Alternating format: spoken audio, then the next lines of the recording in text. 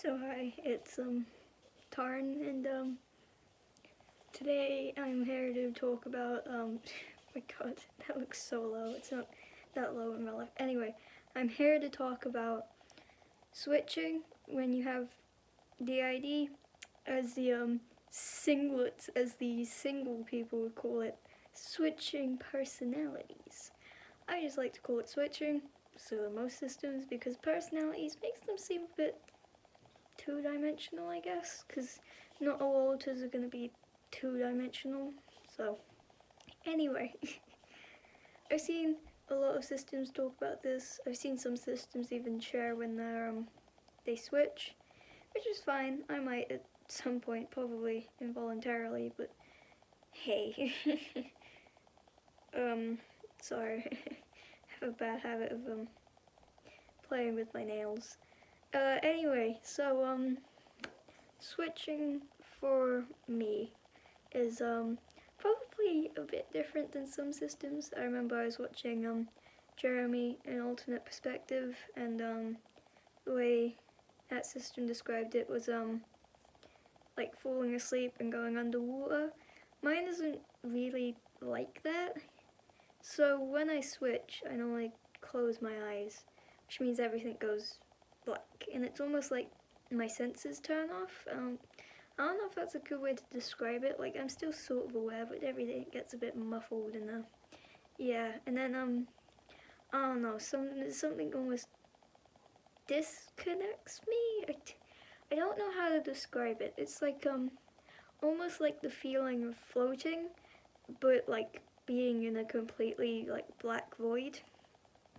And then like, I don't know, that lasts about a few seconds, and then, you know, I'm in headspace, which is one of the worst ways I could probably describe this, but it is quite literally going from real life into blackness into headspace, because unlike a few systems, we don't actually have like a special room to control things, I guess.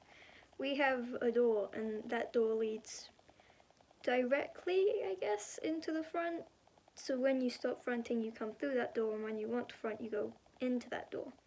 We don't have like a room for the stuff, it's just a door. So I guess it's probably a bit different for us, given that, you know, a door and nothing else. You know, it's okay. I sort of coming to terms with the fact that I don't have a special room for fronting, unlike some systems, because of course not all systems are going to be the same, and I'm fine with it. It's a bit tough at times because, you know, some people fight over who gets the door. Our communication isn't great right now. I'll probably make a separate video on that, but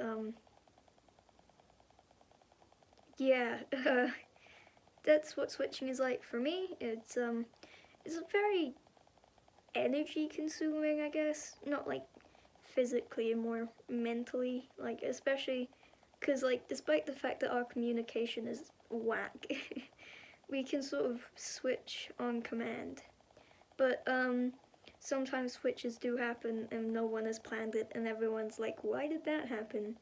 And then of course there's things like trigger switching, where I or someone else will get triggered and we almost get like yanked, I guess, out of the front. It feels like getting yanked, basically.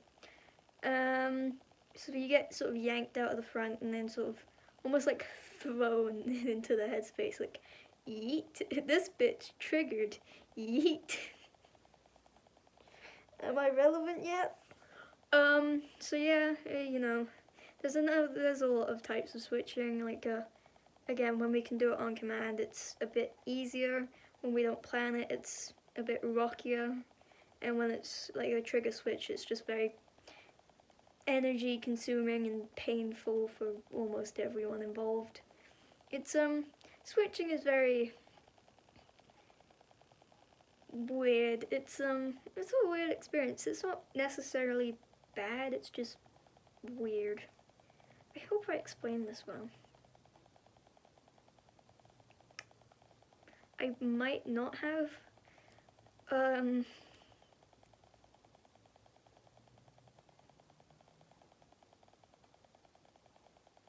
yeah. Sorry, funny topic to talk about today. I'm feeling very switchy today. Yeah, probably actually make another video, so if you see this room again, that's probably why. I have a lot of video ideas on the brain, I guess. Alright, this has been all for this video, so goodbye.